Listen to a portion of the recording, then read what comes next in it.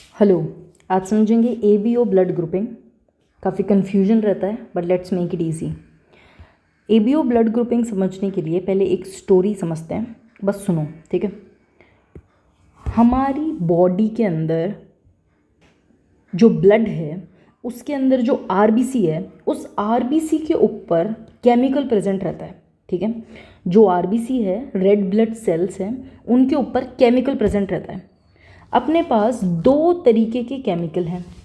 इस एक बार नाम भूल जाओ, बस एक बार ये ध्यान रखो कि कोई केमिकल है जो कि अपन ने रिप्रेजेंट किया है ब्लू से, और कुछ दूसरा केमिकल है वो अपन ने रिप्रेजेंट किया है ब्लैक से। तो कुछ इंसानों में जो आरबीसी है उसके ऊपर ये ब्लू केमिकल प्रेजेंट रहता है, और कुछ इंसानों में ये ब्लैक केमिकल प्रेजेंट रहता है। कुछ में ब्लू और ब्लैक दोनों केमिकल प्रेजेंट रहेंगे आरबीसी के सरफेस पे, और कुछ में कोई केमिकल नहीं होगा आरबीसी की सरफेस के ऊपर। सिंपल। कुछ इंसानों में केवल एक केमिकल होता है, किसी में दूसरा केमिकल होता है, किसी में दोनों केमिकल साथ होते हैं, और किसी में कोई केमिकल होता ही नहीं है। अब ये केमिकल है, इसको क्या बोलते हैं? इस केमिकल को बोलते हैं एंटीजन। इस केमिकल को क्या बोलते हैं? इस केमिकल को बोलते हैं एंटीजन, ठीक है। जो ये ब्लू कलर का केमिकल मैंने बनाया है ना, इसको अपन बोल देते हैं एंटीजन ए, और जो ये ब्लैक कलर का केमिकल बनाया है इसको बोल देते हैं एंटीजन बी, ठीक है। ये जस्ट रिप्रेजेंट किया है अपन ने ना। तो एक तरीके का केमिकल का नाम हो गया एंटीजन ए, दूसरे तरीके का केमिकल का नाम हो गया एंटीजन बी। ये करता क्या है ये केमिकल एक पहचान है कि ठीक है, देखो समझाती हूँ आगे। अब दूसरी बात ये देखो कि जो ऑर्गेनिज्म होता है, एक ऑर्गेनिज्म, कोई भी एक ऑर्गेनिज्म है, उनके अंदर ये कैपेबिलिटी होती है, खासतौर से अपन अगर ह्यूमन की बात करें तो हम में ये कैपेबिलिटी है कि हम सेल्फ सेल और किसी और की सेल, यानी कि मेरी खुद की सेल और अगर किसी और की सेल है तो मेरी बॉडी उसको रिकॉग्नाइज कर लेगी। फॉर एग्जाम्पल, अगर आपके पास में सामने 5 लोग खड़े हों तो, और उनमें से 4 आपके जानकार हो, एक अनजान है, तो आप उसको पहचान सकते हो कि यार ये अनजान है, ठीक है। उसी तरीके से जो ह्यूमन बॉडी है वो सेल्फ सेल और फॉरेन सेल या फिर एलियन सेल में डिफरेंस कर सकती है, ठीक है। अब वो डिफरेंस करेगी कैसे? कुछ तो होना चाहिए ना हमें ऐसा कि पता कैसे पड़ेगा कि यार ये दूसरी सेल है ये। तो अगर कोई एक इंसान है जिसके अंदर केमिकल ब्लू वाला प्रेजेंट है, जैसे फॉर एग्जांपल मैं हूँ और मेरे जो आरबीसी है उसके ऊपर ये ब्लू वाला केमिकल प्रेजेंट है, तो अगर मेरी बॉडी के अंदर किसी भी तरीके से ये सेल आ जाती है जिसके ऊपर ये केमिकल प्रेजेंट है ब्लैक वाला, तो क्या होगा? मेरी बॉडी एक्टिवेट हो जाएगी। पता पड़ जाएगा मेरे इम्यून सिस्टम को कि यार ये वाला जो सेल है ना ये तो मेरा नहीं है। या फिर ये सेल आ जाए मेरी बॉडी में फॉर एग्जांपल, तो पता पड़ जाएगा अरे यार ये तो मेरा सेल नहीं है, ठीक है। अब इसका कहानी कुछ अलग है, ये थोड़ी देर बाद में समझ में आएगी, पर इन दो के बारे में समझो कि अगर कोई दूसरा केमिकल मेरी बॉडी में एंटर कर जाता है तो मेरी बॉडी को पता पड़ जाएगा कि यार ये मेरे सेल नहीं हैं, तो बॉडी क्या करेगी? मारेगी उनको, किल, ठीक है। किल करेगा कौन? किल करने के लिए ये जो फॉरेन सेल आ जाती है बॉडी के अंदर कभी बाय चांस, इनको किल करने के लिए एक एंटीबॉडी नाम का प्रोटीन है एक तरीके का। ये जो प्रोटीन है ये कहाँ प्रेजेंट होता है? ये प्रोटीन अपने प्लाज्मा में, यानी कि ब्लड में ही एक प्रोटीन प्रेजेंट रहता है। इस प्रोटीन को अपन बोलते हैं एंटीबॉडी। इसका काम क्या है? ये एक किलर है। क्या किलर है? अगर कोई दूसरा सेल आता है अपनी बॉडी में जो अपना नहीं है, उसको मारने का काम ये करता है। इसको अपन क्या बोलते हैं? जो ये मारेगा उसको क्या बोलेंगे? एंटीबॉडी। तो बेसिकली एंटीबॉडी क्या करेगी? फॉरेन सेल को, एलियन सेल को खा जाएगी। सिंपल बात है, ठीक है। अब देखो, अगर मेरी ये ह्यूमन ए है, मान लो ये कोई ह्यूमन है एक्स और ये कोई ह्यूमन है वाई, ऐसे समझ लो। अब ये जो ब्लड ग्रुप है, इस ह्यूमन का जो ब्लड ग्रुप है वो है ए। कैसे पता पड़ा इस ह्यूमन का ब्लड ग्रुप ए है? क्योंकि इसकी आरबीसी के ऊपर एंटीबॉडी ए प्रेजेंट है। अभी भी मैंने बताया था कि इस ब्लू वाले को अपन एंटीजन ए बोलेंगे, एंटीजन ए बोलेंगे। तो इसके ऊपर एंटीजन ए प्रेजेंट है, मैंने एंटीबॉडी बोला शायद अभी, सॉरी। तो एंटीजन ए प्रेजेंट है इस सेल के ऊपर, ये है एंटीजन ए। तो अगर इसमें एंटीजन ए प्रेजेंट है तो इसको अपन बोल देते हैं कि ये ए ब्लड ग्रुप है। कौन सा ब्लड ग्रुप है? ब्लड ग्रुप ए है। क्यों? क्योंकि इसके ऊपर केमिकल ए प्रेजेंट है, एंटीजन ए प्रेजेंट है, ठीक है। ये कौन सा ब्लड ग्रुप है? ये ब्लड ग्रुप बी है। क्यों? क्योंकि इसके अंदर एंटीजन बी प्रेजेंट है, इसके सरफेस के ऊपर आरबीसी के। ये ब्लड ग्रुप ए बी है क्योंकि इसके अंदर एंटीजन ए और एंटीजन बी प्रेजेंट है, और ये होता है ब्लड ग्रुप ओ क्योंकि इसके ऊपर कोई भी एंटीजन प्रेजेंट नहीं है, इस पर कोई केमिकल प्रेजेंट ही नहीं है इस सेल के ऊपर। अब देखो आगे क्या है, आगे गौर से देखना। ये अगर मैं इस ब्लड को देखूं, ये क्या है, ये एक स्क्वायर है जिसके अंदर ब्लड है, ब्लड के अंदर एक सेल पड़ी है और एक पड़ा है एंटीबॉडी। ये एंटी जो बॉडी है ना, ये एंटी बी बॉडी है। क्यों है ये एंटी बी क्यों है?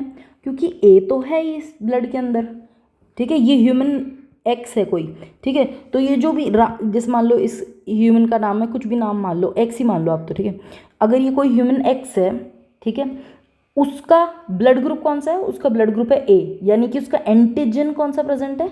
इसमें एंटीजन ए प्रेजेंट है। अब एंटीजन ए के अलावा, केमिकल ए के अलावा कोई भी दूसरा केमिकल आता है इस बॉडी के अंदर, कोई भी दूसरा केमिकल आता है, मान लो केमिकल बी वाला सेल आ गया या फिर केमिकल ए और बी वाला सेल आ गया, कुछ भी आ जाए इसमें से, तो ये एंटीबॉडी जो है वो इसको किल कर देगी, ठीक है। ये एंटीबॉडी एंटी बी है, एंटी बी। ए से इसको कोई प्रॉब्लम नहीं है, इसको प्रॉब्लम है बी से, एंटी बी। ये एंटी है, किसके एंटी है? ये बी है, बी से नफरत है इस एंटीबॉडी को। तो जिसका ब्लड ग्रुप ए है उसमें जो एंटीबॉडी प्रेजेंट है वो क्या है? एंटी बी है। अच्छा, इसी तरीके से जो ब्लड ग्रुप बी होगा, जिस इंसान का ब्लड ग्रुप बी होगा, उसको बी वाले केमिकल से कोई प्रॉब्लम ही नहीं है, उसको प्रॉब्लम है अगर केमिकल ए आ गया तो उसके अंदर कौन सी एंटीबॉडी प्रेजेंट होगी, किस चीज़ का किलर प्रेजेंट होगा? उसमें किलर प्रेजेंट होगा ए का। तो ये एंटी है किसके? ये एंटी ए है, इसको ए से प्रेजेंट, ए से प्रॉब्लम है इस एंटीबॉडी को, ठीक है। कोई अगर ऐसा सेल हुआ, कोई ऐसा ब्लड ग्रुप हुआ जिसमें केमिकल ए भी है और केमिकल बी भी है, यानी कि एंटीजन ए भी है और एंटीजन बी भी है, तो एंटीबॉडी की ज़रूरत ही नहीं है। क्यों चाहिए मुझे किसी भी चीज़ का एंटी? ना ही तो मुझे एंटी ए की ज़रूरत है, ना ही मुझे एंटी बी की ज़रूरत है। क्यों? क्योंकि मेरे पास तो दोनों केमिकल है ना, मैं क्यों किसी से दुश्मनी लूँ, मेरे पास तो दोनों केमिकल है, ठीक है। अब ओ की कहानी देखो, ओ पे बेचारे पे कोई भी केमिकल नहीं है, इस पर कोई केमिकल है ही नहीं इसके सरफेस के ऊपर, ठीक है। अगर इसके सरफेस के ऊपर कोई केमिकल नहीं है तो आप इसके अंदर कुछ भी केमिकल भेज दो, भाई ऐसे समझो कि इस ब्लड के अंदर कोई केमिकल है ही नहीं, और बाई चांस अगर केमिकल आ जाए, चाहे केमिकल ए आ जाए, यानी कि चाहे केमिकल एंटीजन ए आ जाए या चाहे एंटीजन बी आ जाए, कोई सा भी केमिकल आ जाए, प्रॉब्लम हो जाएगी ना कि यार मेरे पास तो केमिकल था ही नहीं, कहाँ से आ गया? तो ये जो इसके पास में एंटी बी भी प्रेजेंट है और इसके पास में एंटी ए भी प्रेजेंट है, ये दोनों से ही एंटी है। किसी भी तरीके का केमिकल आ गया तो ये एक्टिवेट हो जाएगी इसकी बॉडी, इसका इम्यून सिस्टम एक्टिवेट हो जाएगा। अच्छा, इम्यून सिस्टम को एक्टिवेट कौन करता है मालूम है? इम्यून सिस्टम को एक्टिवेट भी ये एंटीबॉडी एंटीजन ही करती है। ये एंटीजन जो प्रेजेंट है ना, ये ही करता है इम्यून सिस्टम को एक्टिवेट। ये जो केमिकल प्रेजेंट है ये इम्यून सिस्टम को एक्टिवेट करता है, ये इम्यून सिस्टम को रिस्पॉन्ड करता है। तो जैसे मान लो कि कोई इंसान है, उसके अंदर केमिकल ए प्रेजेंट है, तो जैसे ही केमिकल बी अगर इस बॉडी के अंदर आया तो ये केमिकल क्या हो गया? ये इम्यून सिस्टम को वो करेगा ना, एक्टिवेट करेगा ना इम्यून सिस्टम को कि अरे अरे मैं आ गया, मुझे मारो। तो ये इम्यून सिस्टम को एक तरीके से ये केमिकल ही, ये एंटीजन ही इम्यून सिस्टम को एक्टिवेट करने के लिए रिस्पॉन्सिबल हो, ठीक है। अभी तक की बात क्लियर है कि ये जो एंटीजन है यही रिस्पॉन्सिबल होता है अपने इम्यून सिस्टम को इंड्यूस करने के लिए। ये जो है ये किल करता है। स्टोरी सिंपल सी समझ में आई गई होगी। ओ है, ओ के पास में कोई भी केमिकल नहीं है, कोई भी एंटीजन नहीं है, तो अगर कोई भी केमिकल नहीं है और केमिकल आ गया तो अगर ए केमिकल आया, एंटीजन ए आया, तो भी प्रॉब्लम हो जाएगी, तो भी उसको इम्यून सिस्टम इंड्यूस हो जाएगा। जैसे केमिकल ए आ गया तो ये एंटीबॉडी जो है ये रिलीज होगी और ये एंटीबॉडी क्या करेगी? उस सेल को खाने का काम करेगी। अगर बी आ गया, ब्लड ग्रुप बी आ गया, तो क्या होगा? जब ये जैसे ही ब्लड ग्रुप बी आया, जैसे ही एंटीजन बी आया इस ओ के ब्लड के अंदर, तो क्या होगा? इंड्यूस करेगा वो इम्यून सिस्टम को और एंटी बी एक्टिवेट हो जाएगा और वो बी सेल को खा जाएगा। अच्छा, अगर ये वाला ब्लड आ गया, ए बी वाला, तो दोनों की दोनों एंटीबॉडीज एक्टिवेट हो जाएगी और उसको खा जाएगी, ठीक है। ये सिंपल सी बात है ना। अब देखो, अगर ये स्टोरी समझ में आ गई तो अब देखो, पहली बात ये कि जो एंटीजन है वो क्या है? ये आरबीसी के सरफेस के ऊपर प्रेजेंट है। ये एक केमिकल है जो कि सरफेस पे प्रेजेंट है, किसके? आरबीसी के सरफेस के ऊपर प्रेजेंट है। करता क्या है ये इम्यून सिस्टम को इंड्यूस करता है। यानी कि कोई बी वाला अगर सेल है और ए में चला गया तो वो बी वाला एंटीजन ए वाले इंसान को इंड्यूस करेगा उसका इम्यून सिस्टम की। देखो मैं केमिकल हूँ, मैं यहाँ आ गया तो जैसे ही वो केमिकल आया, फॉरेन केमिकल आया, तो इम्यून सिस्टम इंड्यूस हो जाएगा। ठीक है, जैसे ही ऐसे मान लो कि अगर अपने घर है और उसके अंदर कोई अनजान इंसान आ गया, ठीक है, बिना बताए अगर अनजान इंसान आ गया कोई, तो क्या होगा, उस अनजान इंसान क्या आती है, अपन सब हो जाएंगे यार कौन आ गया कौन आ गया कौन आ गया। तो वो अनजान इंसान क्या है, एक तरीके से अपने फियर को, या है ना, एक्टिवेट कर रहा है, अपने फियर को इंड्यूस कर रहा है। ठीक है ना, तो उसी तरीके से अगर कोई फॉरेन सेल आता है बॉडी के अंदर, कोई फॉरेन एंटीजन आता है, तो वो एंटीजन जो है वो इम्यून सिस्टम को इंड्यूस करने के लिए रिस्पॉन्सिबल होता है। अब अगर कोई फॉरेन आ गया, मान लो कोई अनजान इंसान घर में आ गया, ठीक है, तो अपना फियर क्या होगा, वो इंड्यूस हो जाएगा, बट साथ के साथ क्या होगा, अपने पास में वो भी हो जाएगा, क्या बोलते हैं, इम्यून सिस्टम भी रिस्पॉन्ड करने लग जाएगा। तो अपने पास में एंटीबॉडीज़ भी आ जाएगी, जो क्या करेगी, जो उस एंटीजन को डिटेक्ट करके सेल को मारने का काम करेगी। तो पहली चीज़ एंटीजन है। एंटीजन कहाँ प्रेजेंट है, आरबीसी के सरफेस पे। ये केमिकल है, करता क्या है, इंड्यूस करता है इम्यून रिस्पॉन्स को। ठीक है, दो तरीके का होता है ये, एंटीजन ए और एंटीजन बी। एंटीबॉडी की बात करें तो ये प्लाज्मा के अंदर प्रेजेंट होती है। ये एक प्रोटीन है जो कि क्या करता है, प्रोड्यूस होता है इम्यून सिस्टम के रिस्पॉन्स में किसके, रिस्पॉन्स में एक एंटीजन के। दो तरीके के हो सकता है, एंटी ए और एंटी बी, एंटीजन के रिस्पॉन्स में निकलती है। ठीक है, अब ब्लड ग्रुप देखो, ब्लड ग्रुप हो सकता है ए बी, ए बी और ओ, डिपेंडिंग ऑन एंटीजन कौन सा है। ठीक है, अगर एंटीजन ए है तो ब्लड ग्रुप ए, बी है तो बी, ए बी है तो ए बी, और कुछ भी नहीं है तो ओ। एंटीबॉडी कौन सी प्रेजेंट होगी प्लाज्मा में, अगर किसी का ब्लड एंटीजन ए है तो वो एंटी बी होगा। जैसे ही बी वाली सेल आई, एंटी बी उसको मार देगा। अगर बी ब्लड ग्रुप है तो एंटी ए प्रेजेंट होगा। ठीक है, जिसका ब्लड ग्रुप बी है उसको केमिकल ए से मतलब ही नहीं है। ठीक है, जिसका ब्लड ग्रुप ए है उसको केमिकल बी से मतलब नहीं है, तो उसके अंदर एंटी बी एंटीबॉडी प्रेजेंट है। जिसका केमिकल बी है उसको ए से मतलब नहीं है, तो उसके अंदर एंटी ए प्रेजेंट है। जिसमें दोनों ही है उसकी कोई दुश्मनी नहीं है, कोई एंटीबॉडी प्रेजेंट नहीं है। जिसमें कुछ नहीं है उसे दोनों से प्रॉब्लम है। ठीक है, अब ये डोनर ग्रुप, ये वाला कॉन्सेप्ट और मैं समझाती हूँ। ठीक है, देखो डोनर ग्रुप, अभी भी मैंने बताया कि अगर किसी का ब्लड ग्रुप ए है, ठीक है, तो उसको प्रॉब्लम किससे होगी, उसको प्रॉब्लम होगी बी से, उसको बी केमिकल से प्रॉब्लम होगी। अगर किसी के अंदर केमिकल ए प्रेजेंट है, किसी के अंदर एंटीजन ए प्रेजेंट है, तो उसको बी से प्रॉब्लम होगी। सही है, इसमें भी बी है तो इसको ए बी से भी प्रॉब्लम होगी।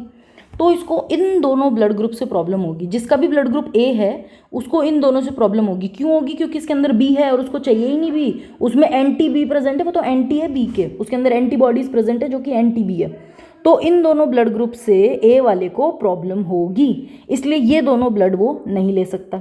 ओ ले सकता है, हाँ ओ ले सकता है। क्यों, क्योंकि उसके अंदर है ना एंटीबॉडीज तो प्रेजेंट है। ठीक है, कोई बात नहीं, एंटीबॉडीज का क्या करना है एंटी ए का, पर उसके पास में कोई एंटीजन नहीं प्रेजेंट।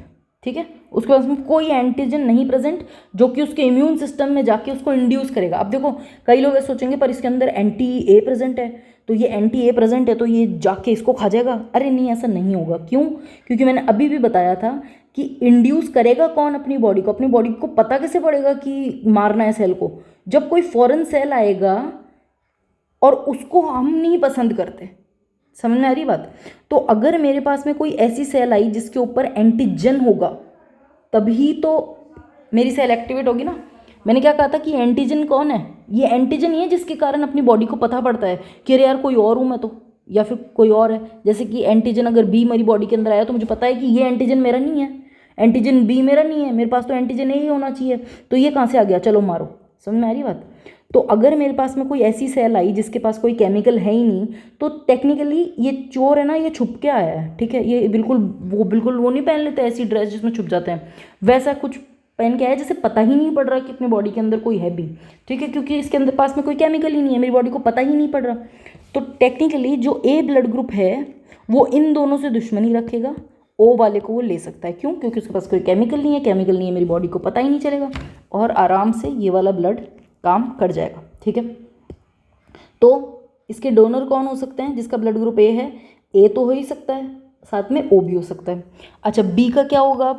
अब बी का क्या होगा? बी को ए से प्रॉब्लम है, ए नहीं आना चाहिए। जैसे ही अगर ए केमिकल आया तो उसके अंदर एंटी ए प्रेजेंट है, इसके अंदर एंटी ए प्रेजेंट है, जो कि ए केमिकल को बिल्कुल मार देंगे। ठीक है, तो यहाँ पे ए प्रेजेंट है, और कहाँ पे प्रेजेंट है? ए, और यहाँ ए प्रेजेंट है। तो ना ही तो इसका ब्लड ले सकते, ना इसका ब्लड ले सकते। तो क्या ले सकते हैं? एक तो बी ले सकते हैं, एक ओ ले सकते हैं, क्योंकि ओ के बेचारे के पास तो कोई केमिकल ही नहीं है, केमिकल नहीं है तो मस्त काम में ले सकते हैं। ठीक है, नेक्स्ट ए बी। अब इस ए बी की कहानी देखो, मज़ेदार है। ठीक है, ए के पास में क्या है ना, केमिकल ए भी प्रेजेंट है, केमिकल बी भी प्रेजेंट है। ठीक है, केमिकल ए भी प्रेजेंट है, केमिकल बी भी प्रेजेंट है। तो आप इसको ए ब्लड ग्रुप दे दो, तो इसके पास तो प्रेजेंट है केमिकल ए, तो बॉडी को लगेगी हाँ हाँ ये तो मेरा ही केमिकल है, केमिकल ए ही तो है। अगर आप केमिकल बी दे दोगे तो ये सोचेगा हाँ हाँ ये केमिकल तो मेरे पास भी है, केमिकल बी, तो मैं क्यों मारूँ इसको। ठीक है, और दूसरी बात, ये मार भी नहीं सकता, क्यों? क्योंकि इसके पास तो कोई एंटीबॉडी ही नहीं है, इसके पास तो कोई किलर ही नहीं है, मारेगा इसको, किलर की ज़रूरत ही नहीं है ना। तो दोस्ती कर रखी है इसने तो केमिकल ए से और बी से, दोनों से, तो इसको क्यों चाहिए किलर की ज़रूरत? तो ना ही तो इसमें कोई किलर है मारने के लिए। ठीक है, और इसको कोई प्रॉब्लम भी नहीं है, बॉडी को कोई प्रॉब्लम भी नहीं है, क्योंकि ये केमिकल्स को जानते हैं, ये केमिकल ए और केमिकल बी को जानते हैं, तो इसको कोई प्रॉब्लम नहीं है। ठीक है, तो ये जो ए बी वाले हैं, ये ए वाला भी ले सकते हैं, बी वाला भी ले सकते हैं, और ओ वाला तो खैर ले ही सकते हैं, क्योंकि वो तो कोई केमिकल ही नहीं है, कोई केमिकल नहीं है तो क्या ही प्रॉब्लम। अच्छा, अब ओ की बात देखो, ओ के पास में खुद के पास कोई केमिकल नहीं है, कोई केमिकल नहीं है। इसका मतलब अगर कोई केमिकल आ जाता है बॉडी में गलती से, खुद के पास तो कोई केमिकल नहीं है, तो इसकी बॉडी केमिकल जानती ही नहीं है कि केमिकल होता क्या है। पर मान लो बाई चांस ए वाला ब्लड आ गया इस ओ वाले में, तो क्या होगा? ये ए वाला जो एंटीजन आया बॉडी के अंदर, ये एंटीजन इम्यून सिस्टम को इंड्यूस करेगा, बॉडी को पता पड़ेगा अरे ये केमिकल कहाँ से आ गया, केमिकल ए, मेरे पास तो कभी कोई केमिकल था ही नहीं। तो सेल आएगी, एंटीबॉडीज आएगी, एंटी ए आएगी, और इस एंटी ए को मार डालेगी। बी आ गया तो बी वाला सोचेगा अरे मेरे पास तो कभी कोई बी केमिकल था ही नहीं, मेरे पास कोई केमिकल ही नहीं है, एंटी बी आएगी और इस बी सेल्स को मार देगी।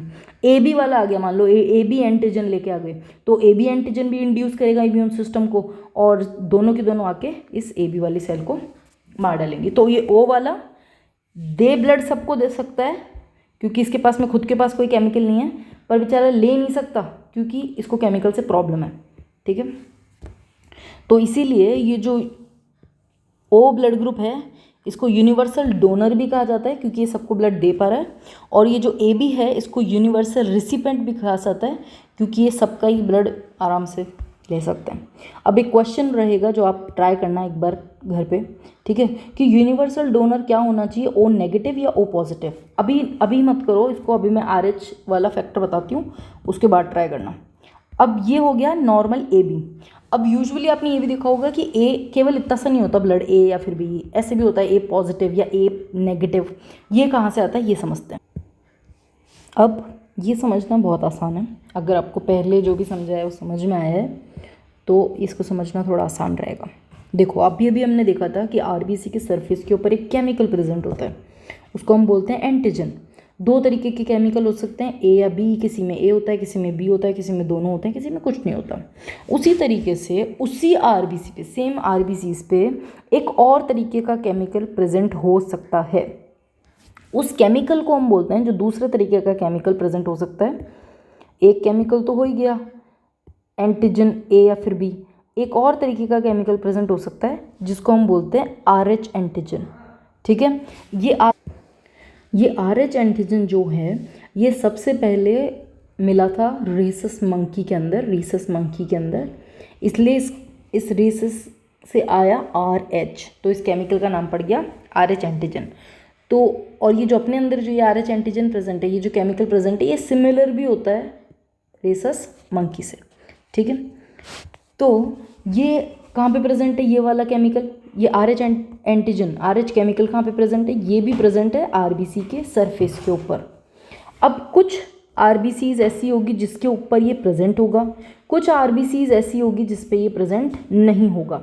जिस पे प्रेजेंट होगा उस टाइप की आरबीसीज को कह दिया जाएगा आरएच पॉजिटिव, और जिसके ऊपर ये केमिकल प्रेजेंट नहीं होगा उस टाइप की आरबीसी को कह दिया जाएगा आरएच नेगेटिव।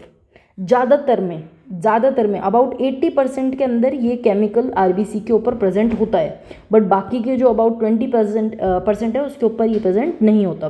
तो ये एक केमिकल और प्रेजेंट होता है, ठीक है। तो यानी कि अब अपन कभी भी किसी का ब्लड ट्रांसफ्यूजन कर रहे हैं, ब्लड डोनेट वगैरह कर रहे हैं, तो अपने को एक तो वो केमिकल देखना पड़ेगा ए या फिर बी में से, और अपने को इस केमिकल का भी ध्यान रखना पड़ेगा, क्योंकि अगर किसी में केमिकल नहीं है और गलती से केमिकल आ गया तो क्या होगा, एंटीबॉडीज़ होंगी जो कि उस सेल को खा जाएंगी, मार देंगी, ठीक है।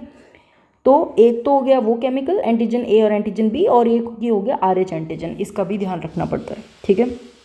अब देखो एक कॉन्सेप्ट है आरएच इनकम्पैटिबिलिटी का, जिसमें से क्वेश्चन काफ़ी बार पूछा जाता है, तो इसको थोड़ा सा ध्यान से देखना। मैंने यहाँ पे बहुत सिंप्लीफाई करके लिख रखा है, ठीक है, ईजी लिख रखा है, काफ़ी समझ में आ जाएगा, बट फिर भी थोड़ा ध्यान से रखना है ना। अब देखो कोई अगर ऐसी मदर है, अब देखो अगर कोई मदर है जिनके पास में आरएच नेगेटिव ब्लड है, यानी कि एक ऐसी आरबीसी है जिसके ऊपर आरएच एंटीजन, आरएच वाला केमिकल प्रेजेंट नहीं है, ठीक है। एक ऐसी सेल है जिसका दूसरा वाला केमिकल कुछ भी हो सकता है, केमिकल ए हो सकता है, केमिकल बी हो सकता है, कुछ भी हो सकता है, ए बी दोनों एक साथ हो सकते हैं, पर ये जो आरएच वाला केमिकल है ना, ये नहीं है उनकी ब्लड की सेल्स के ऊपर, आरबीसी के ऊपर ये वाला केमिकल प्रेजेंट नहीं है। तो अब सोचो अगर कोई केमिकल नहीं प्रेजेंट और अगर केमिकल आ गया तो क्या होगा, वो सेल्स उसको तो सुनो, अगर एक मदर है जिनके पास में आरएच नेगेटिव वाला जो ब्लड है वो प्रेजेंट है, यानी कि इनके अंदर वो केमिकल नहीं है, ठीक है। अब क्या होगा, इनने क्या किया, बर्थ दिया, फर्स्ट बेबी डिलीवर हुआ, ठीक है, और उस जो बेबी था उसका जो ब्लड ग्रुप था वो था पॉजिटिव वाला, यानी कि जो बेबी है उसके अंदर आरएच एंटीजन यानी कि आरएच केमिकल प्रेजेंट था, आरएच केमिकल था। अब होता क्या है कि during the time of delivery placenta के थ्रू वो ब्रेक वगैरह होती है, पूरी डिटेल में जाने की ज़रूरत नहीं है, बस इतना समझो कि जो ब्लड होता है फ्रॉम द बेबी वो एंटर हो जाता है मदर में, ठीक है। A little bit of blood जो है वो एंटर हो जाता है मदर में। अब मदर की बॉडी के अंदर एक ऐसा केमिकल आ गया जो उनके पास में प्रेजेंट नहीं था, तो जैसे ही केमिकल आएगा तो क्या होगा, केमिकल आते ही क्या होगा, इंड्यूस होगा इम्यून सिस्टम बोलेगा अरे यार ये क्या आ गया, ये केमिकल किसका आ गया, तो वो क्या करेगा, एंटीबॉडीज़ रिलीज करेगा, और वो एंटीबॉडीज़ उस सेल को खा जाएंगे, अटैक कर देंगे उस ब्लड के ऊपर, जो भी ब्लड बेबी से आया है मदर के अंदर वो उस ब्लड के ऊपर अटैक कर देंगे और उस ब्लड को खा जाएंगे। तो ठीक है, प्रॉब्लम क्या है, खा गए, काम खत्म। पर नहीं, प्रॉब्लम क्या है ना, अपनी बॉडी फॉरेन केमिकल्स को, फॉरेन एलियन सेल्स को तो पहचान ही सकती है, साथ में एक एबिलिटी और है कि अगर एक बार कोई केमिकल आया, एक बार कोई फॉरेन या फिर एलियन आया, उसको बॉडी पहचान जाती है अगर, तो फिर भूलती नहीं है। जैसे कि अगर अपने घर पे कोई अनजान इंसान आए एक बार और अपन उनको जान गए, अब अपन उनको पहचान जाते हैं ना कि हाँ ये वो इंसान है। उसी तरीके से अगर अपनी बॉडी के अंदर कोई केमिकल प्रेजेंट है और उस केमिकल पे बॉडी ने अटैक किया, एंटीबॉडीज़ बनाई, तो वो एंटीबॉडीज़ वहाँ पर रहती हैं। ऐसे मान लो कि ये किलर है ना, अब ये हमेशा वहाँ बैठा रहता है इंतज़ार में कि अब फिर से कब आए और मैं मार दूँ, ठीक है। तो एक बार एंटीबॉडी बन गई फिर वो हमेशा रहती है, और यही चीज़ प्रॉब्लम है। क्यों है ये प्रॉब्लम, समझो। एक तरीके से ये प्रॉब्लम नहीं है, मदर के लिए ये एक प्रोटेक्शन है, बट ये प्रॉब्लम हो जाती है कैसे, देखो, अगर फ्यूचर में फिर से in subsequent pregnancies what happens is, mother का ब्लड नेगेटिव है प्लस उनके ब्लड के अंदर अब की बार एंटीबॉडी भी प्रेजेंट है, ठीक है। अब की बार उनके पास में एंटीबॉडी भी प्रेजेंट है। एंटीबॉडी किस चीज़ के लिए, आरएच केमिकल के लिए, आरएच एंटीजन के लिए एंटीबॉडीज इनके पास में अब की बार प्रेजेंट है। तो अगर in subsequent pregnancy if the foetus blood is positive, right, अगर फीटस का जो ब्लड है वो पॉजिटिव है, आरएच पॉजिटिव वाला है फीटस का, तो क्या होगा, मदर की जो एंटीबॉडीज़ है वो प्लेसेंटा के थ्रू फीटस में चल जाएंगी, ठीक है। जो मदर की जो बनी हुई है ना जो एंटीबॉडीज़, मैंने कहा किलर तैयार है अब कि कब आ जाए बस पॉजिटिव वाली और मैं मार डालूँ, ठीक है। तो जो एंटीबॉडीज़ है फ्यूचर के लिए वो तैयार है, वो क्या करेंगी, वो अटैक कर देंगी फीटस के ऊपर, फीटस की आरबीसी के ऊपर, क्योंकि फीटस की आरबीसी कौन सी है, फीटस की आरबीसी पॉजिटिव है। तो वो उस फीटस की आरबीसी को अटैक करेंगी और वहीं पे क्या होता है, जैसे ही आरबीसी पे अटैक किया, आरबीसी खत्म होने लग गई फीटस की, उसके वजह से क्या होगा, एनीमिया हो जाएगा, यानी कि ब्लड सेल्स खत्म होने लग गए, एनीमिया हो गया, अब फिर जॉन्डिस हो गया। और ये जो कंडीशन होती है ना जिसके अंदर जॉन्डिस हो जाता है, क्योंकि सेल्स खत्म हो रही है, आरबीसी खत्म हो रही है। क्यों हो रही है आरबीसी खत्म? क्योंकि जो एंटीबॉडीज मदर के अंदर बन रखी थी फ्रॉम द फर्स्ट प्रेगनेंसी, वो आके अटैक कर देती है आरबीसी के ऊपर। इस कंडीशन को, जिसके अंदर एनीमिया हो गया फिर जॉन्डिस हो गया, इसको क्या बोलते हैं? इसको बोलते हैं इरिथ्रोब्लास्टोसिस फीटालिस। इरिथ्रो आरबीसी के लिए होता है, इरिथ्रोब्लास्टोसिस फीटालिस इस कंडीशन को बोला जाता है। ठीक है, अब इस प्रॉब्लम का कोई सोल्यूशन है? हाँ है। जब फर्स्ट प्रेगनेंसी होती है of the RH negative mother, तो उसी वक्त उनके पास में anti-RH एंटीबॉडी, देखो anti-RH एंटीबॉडी यानी कि वो जो किलर थे ना, वो आके अटैक करते, बन के रहते नहीं, ऐसा होने ही नहीं दिया। जैसे ही फर्स्ट प्रेगनेंसी हुई, during that time only anti-RH antibody, यानी कि वो जो किलर हैं, जैसे ही इम्यून सिस्टम उन किलर्स को बनाएगा, वैसे ही अपन ने एक ऐसा इंजेक्शन लगा दिया, ऐसा केमिकल अपन ने बॉडी में इनकॉपरेट कर दिया, जो उस एंटीबॉडी को, जो वो किलर्स हैं जो मदर को एक तरीके से प्रोटेक्ट कर रहे थे, उन्हीं को मार देंगे। उससे क्या होगा, बॉडी को कभी पता ही नहीं पड़ेगा कि ऐसा कोई केमिकल आया। बॉडी को एक्चुअली पता पड़ेगा कि केमिकल आया, पर कोई किलर नहीं बचेगा वापस से अगर वो केमिकल आता है तो उनको मारने के लिए। समझ रहे हो?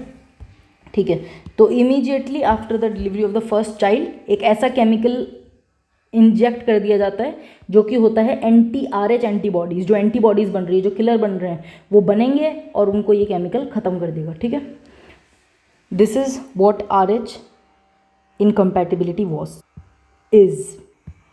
That's it for this video. I hope you understood. Thank you.